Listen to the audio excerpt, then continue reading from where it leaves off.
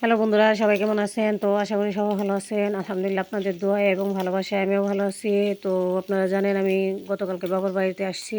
তো এজন্যে স- ভাবলাম কিছু চিকেন বিরিয়ানি করে এবং ভাই বোন সবাইকে নিয়ে খাওয়া দাওয়া করবো, তার জন্য একটু চিকেন বিরিয়ানি করা হচ্ছে। তো বন্ধুরা, চিকেন বিরিয়ানি তো আমি এর আগে অনেকবার রান্না করেছি, হয়তো আপনারা দেখেছেন।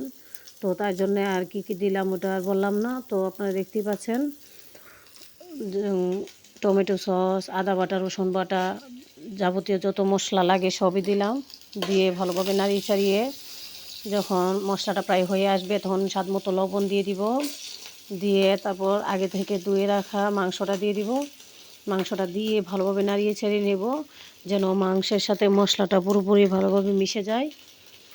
তো বন্ধুরা, আমি এখানে 1.5 কেজি চাউলের মধ্যে প্রায় কম কম 2.5 কেজি মুরগির মাংস, কারণ আমার 3 কেজি 200 গ্রাম একটা মুরগি আনছিল।